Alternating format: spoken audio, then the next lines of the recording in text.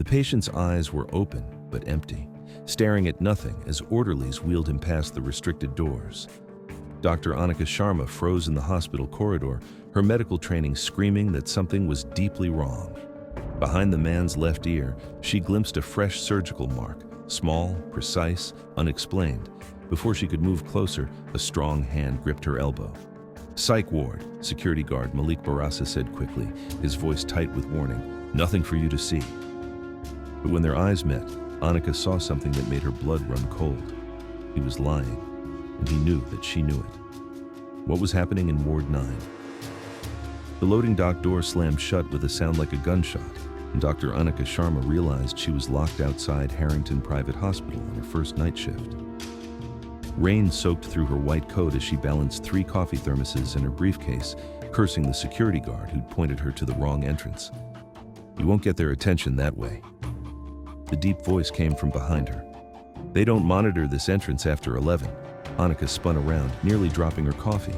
A tall man in a security uniform stood watching her, his dark eyes sharp and assessing. He held a tablet displaying security camera feeds, more screens than a simple patrol guard should need. "You're Dr. Sharma," he said, not a question. "They mentioned a new brain surgeon starting tonight. You're at the wrong entrance. Medical staff use the east corridor after hours." "And you are." Anika kept her voice steady, though something about this man unsettled her. He moved like former military, scanned his surroundings constantly, and somehow knew too much about her arrival. "Malik Barasa, security." He gestured toward a side path. "This way, unless you want to spend your first shift catching pneumonia in the rain."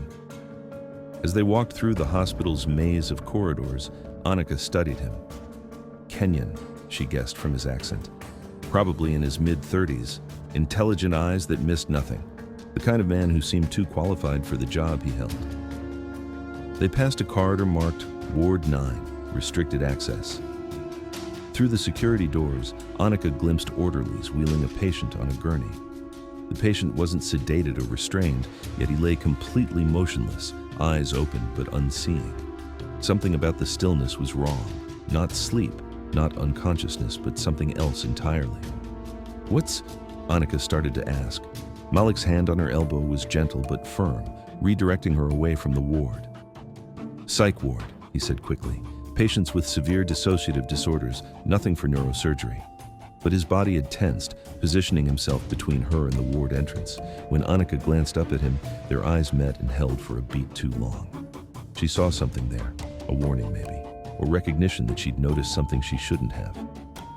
"Welcome to Harrington Hospital, Dr. Sharma," Malik said, his voice carefully neutral. "I hope your first night goes smoothly." The words sounded like a genuine wish. His eyes told a different story. They said, "Be careful here. Trust no one." 3 nights later, exhaustion pressed down on Anika like a physical weight. The complicated surgery had taken 6 hours, a successful removal of a brain tumor, but the patient's recovery would be touch and go. She sat alone in the empty cafeteria at 3 in the morning, reviewing post-operative care protocols on her laptop when a cup appeared beside her elbow. Real chai. Not the hospital machine version, but actual cardamom-spiced chai that smelled like home.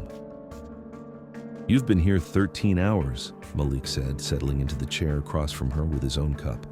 "In Kenya, we say you can't pour from an empty pot." Anika's first instinct was suspicion. "How do you know how long I've been here?" He gestured at the tablet he carried everywhere. "Part of my job is tracking who's in the building. You're still logged into the surgical wing." A small smile. "Also, you've been wearing the same coffee stain on your coat since 10 p.m. Despite herself, Anika laughed.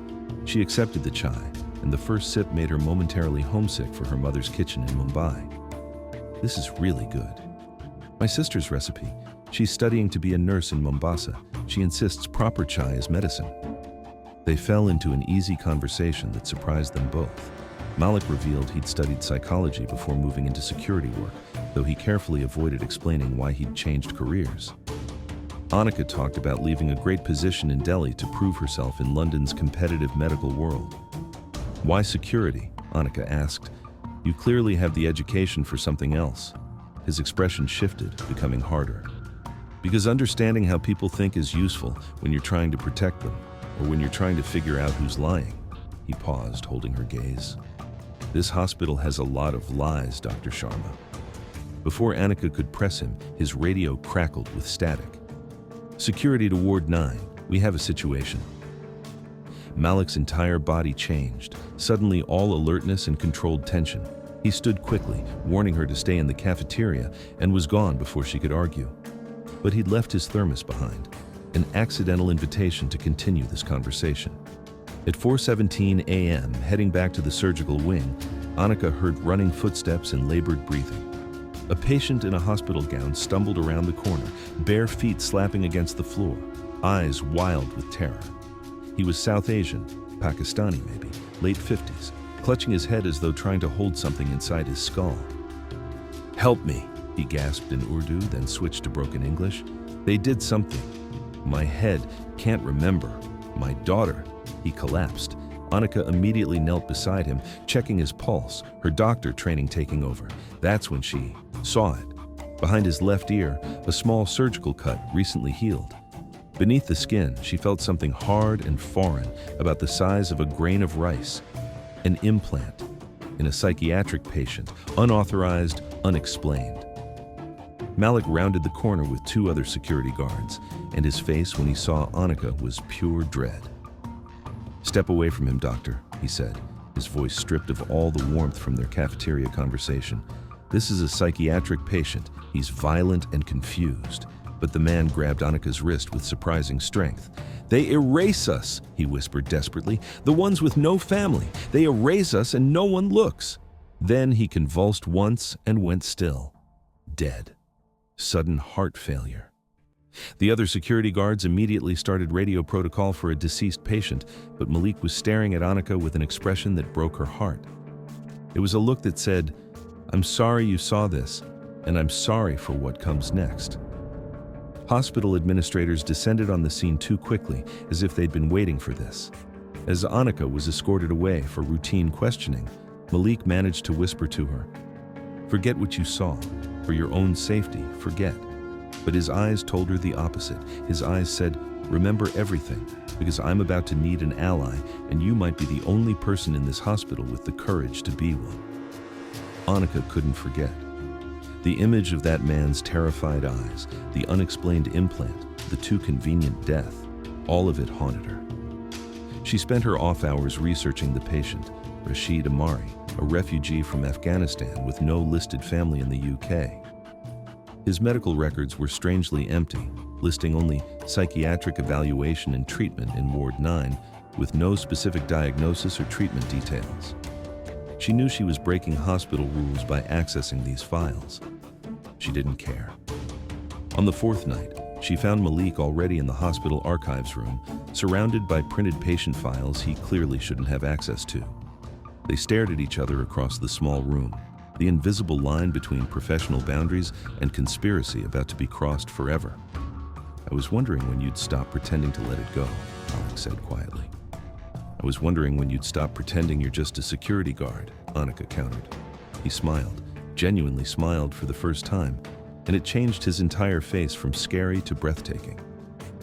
"I worked intelligence analysis in Nairobi, fighting terrorism mostly.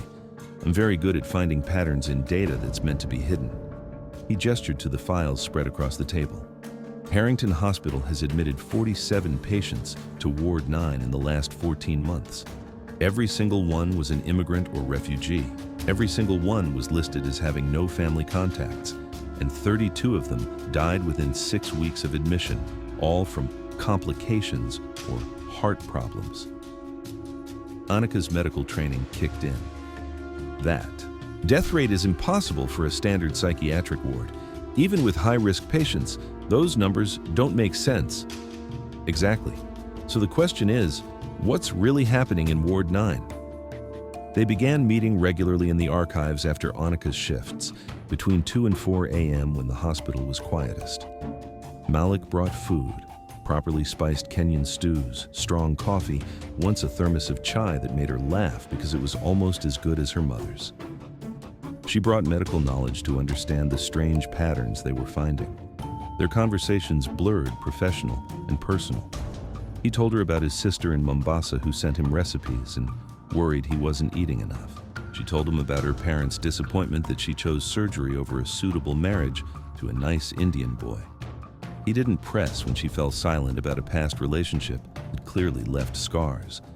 She didn't ask why someone with intelligence credentials was working hospital security, though she noticed he jumped at sudden noises and sometimes stared at nothing with eyes that had seen terrible things.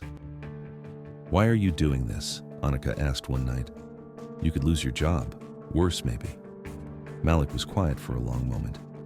"In Nairobi, I saw people in power hurt vulnerable people because they could, because no one was watching or no one cared enough to stop them.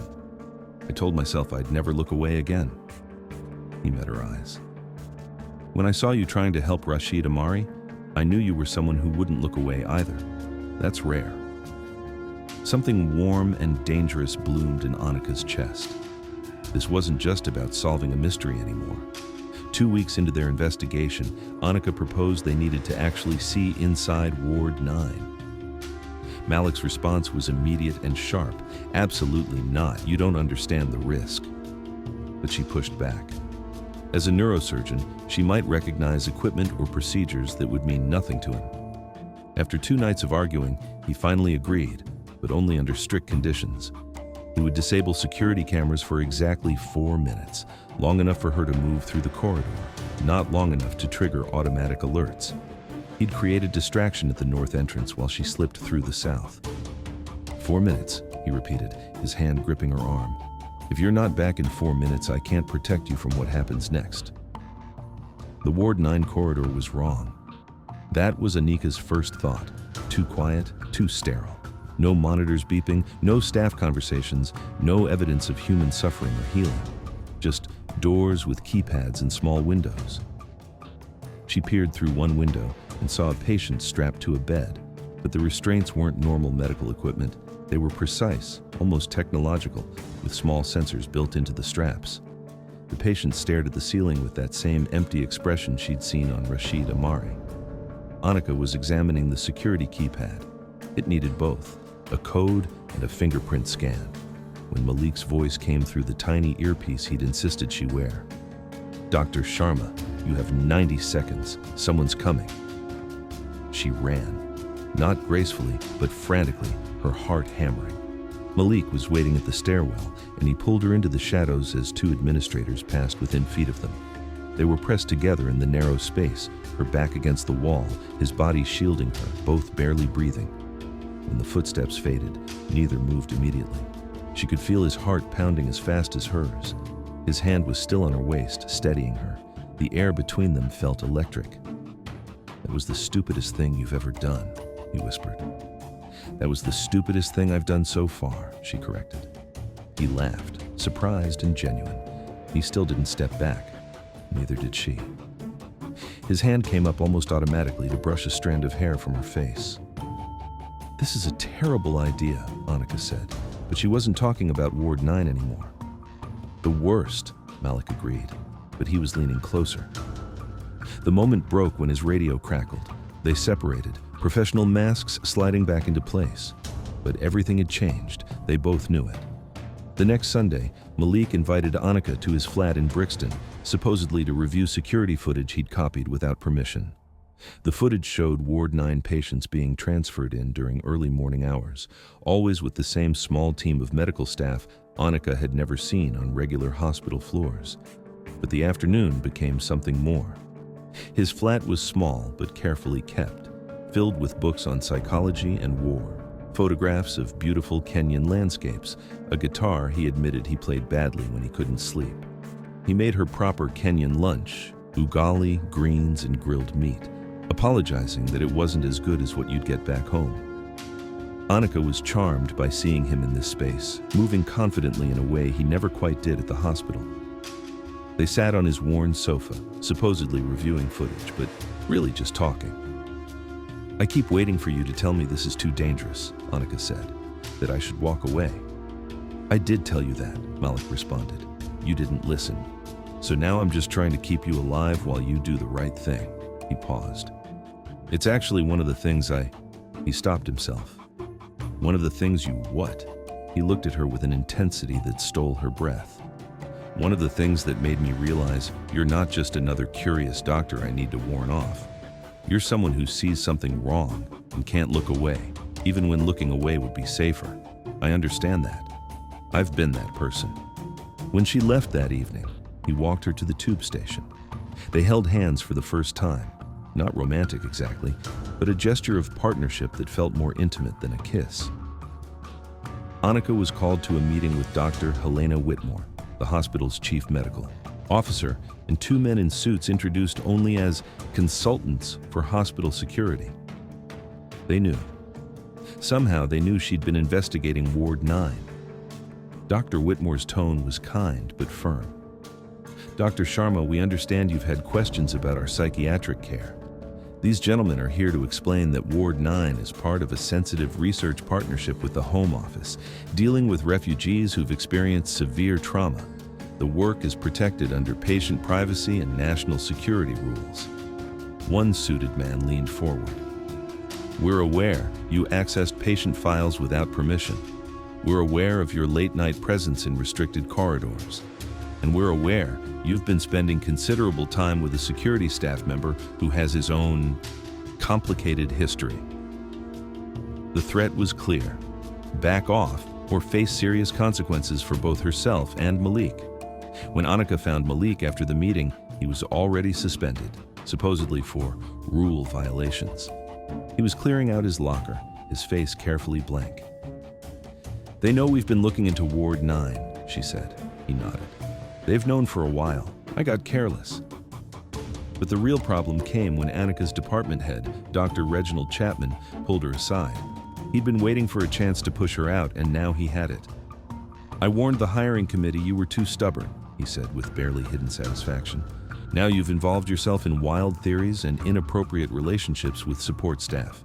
There will be a formal review of your position. That evening, a woman appeared at the hospital looking for Malik. Grace was elegant and Kenyan, and she introduced herself as Malik's former girlfriend. She pulled Anika aside with a warning that felt both genuine and territorial. I don't know what Malik has told you, but there's a reason he left Nairobi, Grace said quietly. He worked for people who did terrible things in the name of security. When he finally tried to do the right thing to expose them, they threatened everyone he loved. That's why we broke up. I couldn't live with the danger of being connected to him. She paused. If you're smart, Dr. Sharma, you'll walk away before you become a target too. Anika went to Malik's flat that night, demanding the full truth. He was drinking whiskey alone in the dark, and when he looked at her, she saw a man carrying weight he'd never fully shared. Grace is right, he said quietly. In Nairobi, I worked for the National Intelligence Service. We were supposed to be protecting the country from terrorism. But the people I worked for, they used that mission to justify things I couldn't accept. Torture, people disappearing. I collected evidence, tried to expose it through proper channels. He laughed bitterly. There are no proper channels when the entire system is corrupt. He showed her scars on his side, evidence of what happened when his bosses discovered his betrayal. I got out before they could kill me. Came to London. Took a quiet job at a hospital where I thought I could be invisible and safe. And then I saw what was happening in Ward 9, and I realized, his voice broke. I realized you can't run from your responsibility to do something when you see evil being committed. When I met you that first night, Malik continued, I knew you were going to be trouble. Because I recognized something in you. That same inability to look away.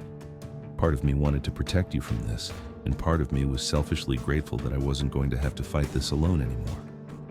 Anika sat beside him, taking his hand. I need to know, is what we're doing about stopping Ward 9, or is it about you trying to make up for what happened in Nairobi?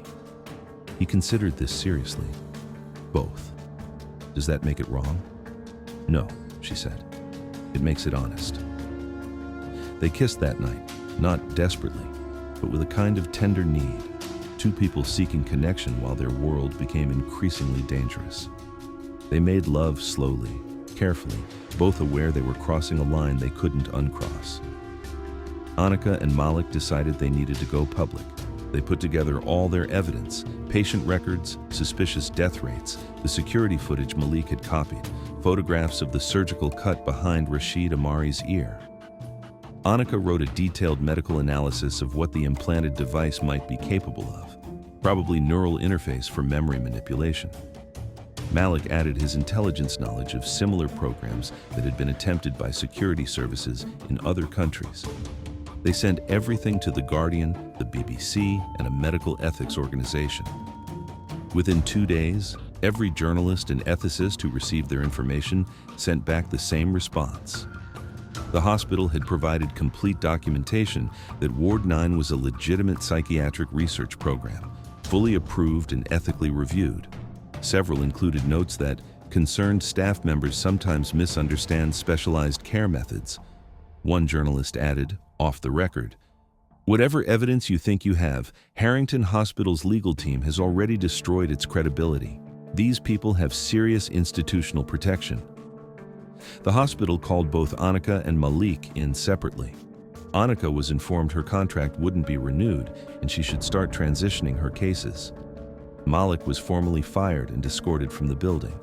Worse, when Anika went back to check her evidence, the copied patient files had vanished from her laptop.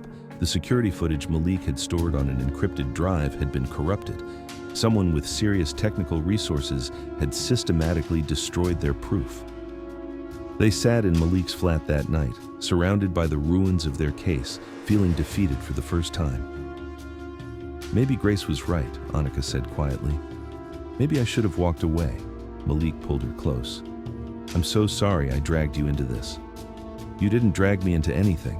I chose this." But her voice shook.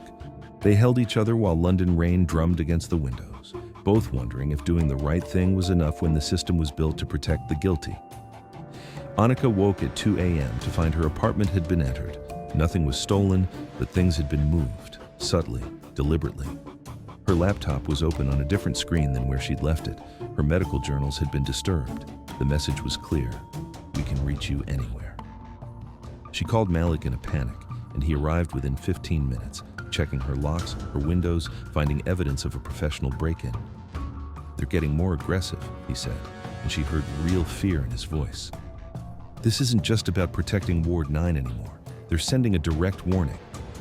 "We need to stop," Malik said. "Right now. I'll help you leave London if necessary, but we have to stop before they do something worse than threatening." "Leave London?" Anika's voice rose with anger and fear. "I came here to build a career, to prove myself, and you want me to run away because some corrupt hospital administrators broke into my apartment? This isn't about your career anymore." Malik's frustration broke through his usual control. "You're not understanding what we're up against. These people have serious backing, probably Home Office, maybe intelligence services. When I exposed corruption in Nairobi, they didn't just end my career. They burned my family's business. They made my sister's life terrible. He stopped, breathing hard. "I can't watch that happen to you because of something I dragged you into." "You didn't drag me into anything," Anika said coldly. "I chose this. I'm choosing this. And if you think I'm the kind of person who walks away when things get difficult, you don't know me at all." She asked him to leave. He did, reluctantly, and she locked the door behind him, feeling both righteous and terrified. But Anika couldn't sleep. The break-in had shaken her more than she wanted to admit, and Malik's fear for her, rather than anger at the violation, had made her realize how deeply he cared. But it also made her question what else he might be hiding. She did something she knew was wrong. She used her hospital access, which hadn't been fully shut off yet, to pull Malik's full employment records, including his background check. What she found made her feel sick. Malik hadn't just worked for Kenyan intelligence. He'd been part of a specialized unit that human rights organizations accused of running an illegal detention program. There were formal complaints against him, accusations of involvement in torture. His departure from Kenya wasn't just about being a whistleblower. It was escape before he could be officially charged with crimes. When she confronted him at his flat the next evening, his face confirmed the truth before he spoke. "I told you I collected evidence of crimes," Malik said quietly. "I didn't tell you I was part of them first. For 2 years, I was part of the problem. I told myself we were fighting terrorism, protecting innocent people. I convinced myself the people we detained were genuinely dangerous, and maybe some of them were, but some of them were just politically inconvenient, or in the wrong place, or... He stopped, his hands shaking. I did things I can't take back, Dr. Sharma. I justified them until I couldn't anymore. Anika felt betrayed and furious. So your big redemption story is built on people you tortured? Yes. He didn't look away from it. And I know that doesn't make what I'm doing now noble or pure. I know I don't deserve forgiveness, but those patients in Ward 9, they're exactly like the people I failed in Nairobi. Vulnerable people who powerful institutions treat as disposable. I can't save the people I hurt before, but maybe I can save these ones. Get out, Anika said, her voice shaking with anger and hurt. I thought we were partners. I thought we were doing the right thing together, but you're just trying to clean your conscience using someone else's suffering. That's not, get out of my sight, Malik. I don't want your protection, and I don't want your redemption project putting me in danger. I'll figure out Ward 9 on my own. He left. The door closed, and Anika stood in her violated apartment, realizing she'd pushed away the only ally she had. Dr. Chapman pulled Anika aside as she was finishing what was supposed to be her final shift. Dr. Whitmore would like to offer you a deal, he said. Stay on staff, full surgical privileges, and we'll arrange for you to tour Ward 9. Satisfy your medical curiosity in an appropriate, supervised way. All we ask is that you sign a revised privacy agreement. Every instinct told Anika this was a trap, but without Malik, without evidence, without any other options, she agreed. The tour of Ward 9 was conducted by Dr. Whitmore herself, with one of the suited consultants accompanying them. The ward looked like a standard psychiatric facility. Patients in rooms with comfortable furnishings, medical staff doing rounds, nothing obviously wrong. But Anika's medical training screamed that something was off. The patients were too quiet, too obedient. Their eyes tracked movement, but without real awareness. Dr. Whitmore explained smoothly. These patients suffer from severe post-traumatic stress and dissociative disorders. We're using experimental brain training therapy to help them process trauma without being re-traumatized. The implanted devices are simply neural monitors, completely harmless, removed after treatment. As they were leaving Ward 9, Anika asked to use the bathroom. Dr. Whitmore escorted her personally, and as Anika washed her hands, she saw the other woman watching her in the mirror with a strange expression. You're a brilliant surgeon, Dr. Sharma, Dr. Whitmore said. It would be a shame to waste that skill on conspiracy theories and inappropriate attachments. Mr. Barasa has a troubled history. Did you know he's wanted for questioning in Kenya? That he fled before he could be held responsible for his actions? She moved closer. Men like that manipulate idealistic women like you. They make you feel special, like you're fighting for justice together. And then they disappear when the consequences arrive, leaving you to face them alone. The realization hit Anika like ice water. They were going to make her the next Ward 9 patient. An immigrant doctor with no family in the UK, showing signs of paranoid thoughts and workplace problems. The perfect candidate for their program. The suited consultant was blocking the bathroom door when Anika tried to leave. I think you need some rest, Dr. Sharma, Dr. Whitmore said gently. Let us help you. Malik had never stopped watching the hospital. Even after their fight, even after Anika told him to leave, he'd been monitoring security feeds from remote access he'd set up weeks earlier. When he saw Anika being escorted into Ward 9 and not coming out, when he saw orderlies preparing a surgical room, he knew he was out of time. He broke into the hospital, not as a security guard, but using every skill he'd learned in intelligence work. Disabled alarms, bypassed locks, moved through the building like a shadow. He found Anika in a pre-surgical room, sedated but still conscious, strapped to a bed while medical staff prepared the neural implant equipment. The fight was brief and brutal. Malik was outnumbered, but trained for exactly this kind of situation. He got Anika out, carrying her through service corridors while she was still too drugged to walk properly. By the time hospital security realized what was happening, they were gone. Anika woke fully in the back of Malik's car, parked in a supermarket lot in the early morning light.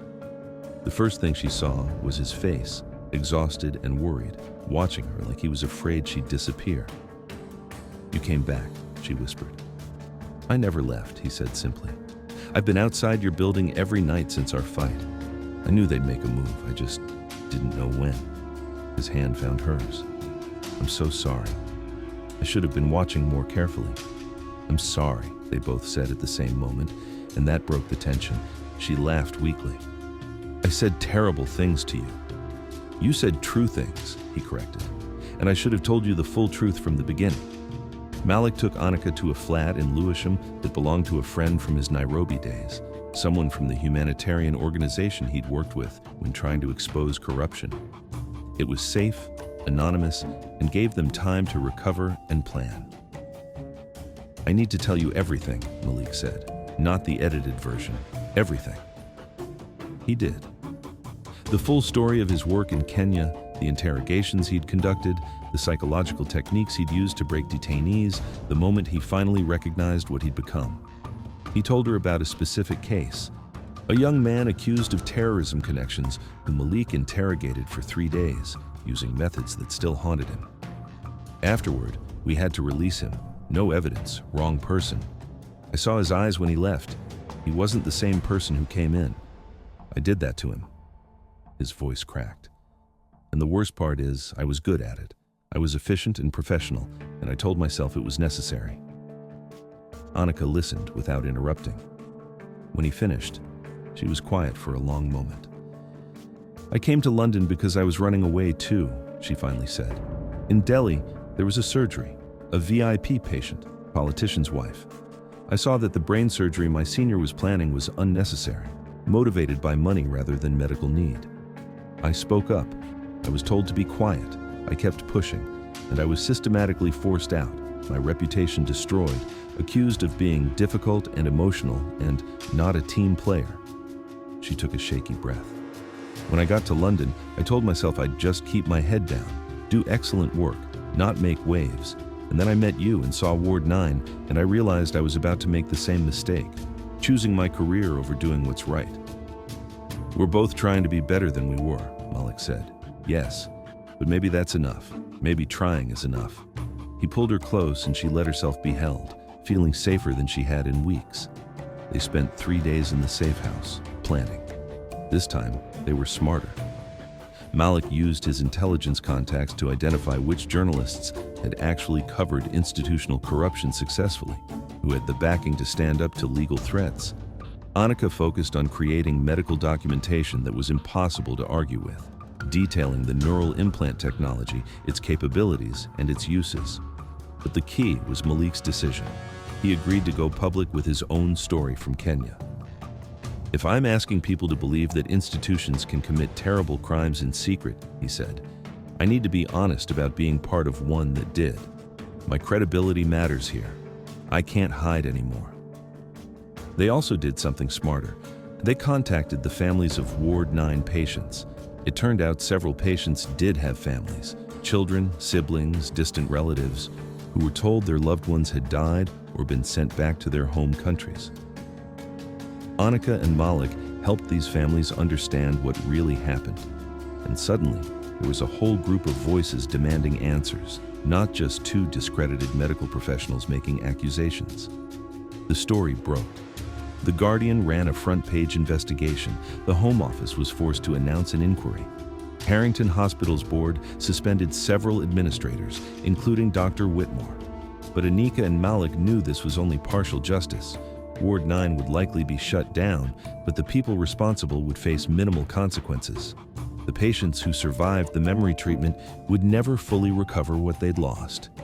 The ones who died wouldn't come back. Still, they'd done something. They'd exposed it. They'd made it impossible to ignore. 6 months later, Anika was working for Doctors Without Borders, doing brain surgery in refugee camps, using her skills for people who actually needed them, outside the corrupt private medical system. Malik was working with human rights organizations, using his intelligence knowledge to investigate institutional abuse. They were based in different countries. She was in Jordan, he was in Brussels. They video called regularly, usually late at night for both of them. The romance was complicated by distance and by their shared trauma. They weren't sure if what they had was sustainable long-term, or if it was just the intense bond formed by surviving something terrible together. "I'm not fixed," Malik said during one late-night call. "Stopping Ward 9 didn't erase what I did in Nairobi. I still have nightmares. I still wonder if I deserve to be doing this work." "I'm not fixed either," Anika responded. "I'm still angry about my career being destroyed. I still wake up sometimes feeling drugged and strapped to that bed. I don't think we're supposed to be fixed. So, what are we supposed to be? Trying. Honest. Doing the work anyway, even when we're broken." They made plans to meet in London in 3 months. Her organization was sending her there for a conference. His human rights group had a case that needed his testimony. They didn't talk about whether they'd try to make the relationship work across continents. They didn't make promises about the future. The final scene showed them each at work. Anika performing surgery in a makeshift operating room, saving a child's life with precision and care. Malik testifying before a parliamentary committee, exposing institutional corruption with the same skills he once used to enable it. Neither of them was the person they were before Ward 9. Neither would ever fully escape what they'd experienced or what they'd done. But they were both doing the work, the hard, unglamorous work of trying to make institutions less cruel, trying to protect vulnerable people, trying to be worthy of the second chances they'd been given. And late at night, across continents, they texted each other simple messages. "Made it through another day. Proud of you. Miss you. Keep going." It wasn't a fairy tale romance. It was something more honest. Two damaged people who saw each other clearly in the worst moments and chose to keep showing up anyway, for the work and sometimes for each other. Love as ongoing choice rather than destiny. Healing as daily practice rather than final resolution. Anika's phone lit up with a message from Malik as she scrubbed out after surgery. Patient in Brussels just regained memories erased by similar program. Testified about what happened. "Your work in Ward 9 made this possible. You changed something, Dr. Sharma." She smiled. Tired, genuine, not fixed, but trying. She typed back, "We changed something, together." And that was enough. For now, it was enough.